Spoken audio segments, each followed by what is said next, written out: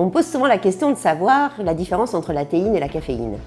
En réalité, il n'y en a aucune. La théine et la caféine, c'est strictement la même molécule. Alors vous me direz, le thé est forcément aussi excitant que le café? Eh bien non, car tout réside dans les autres composés du thé. D'abord l'absorption.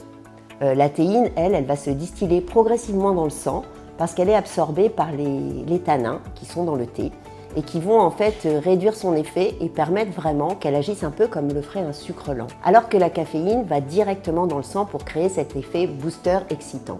On a donc d'un côté la théine énergisante et la caféine excitante. Mais il y a également un autre composé qui agit, la L-théanine, un acide aminé qui est relaxante pour le corps et l'esprit. Donc pendant que la caféine vous donne de l'énergie, la théanine enlève l'effet stress et vous donne toute la capacité à réfléchir, à être concentré et à être relaxé. Après, certains d'entre vous me diront, malgré tout, la théine, je dois l'éviter. Eh bien, sachez qu'il est très possible de déthéiner son thé, tout simplement parce que la théine se libère dans les 30 premières secondes, 80% de la théine va disparaître.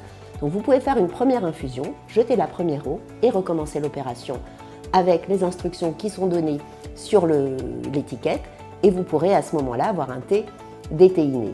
Vous allez perdre un peu d'énergie, mais au moins vous aurez l'assurance de pouvoir boire une boisson qui vous plaît malgré tout. En conclusion, la théine, ça nous offre une énergie durable, enfin je dirais pratiquement une énergie intelligente. Abonnez-vous pour plus de conseils sur les thés. À la prochaine!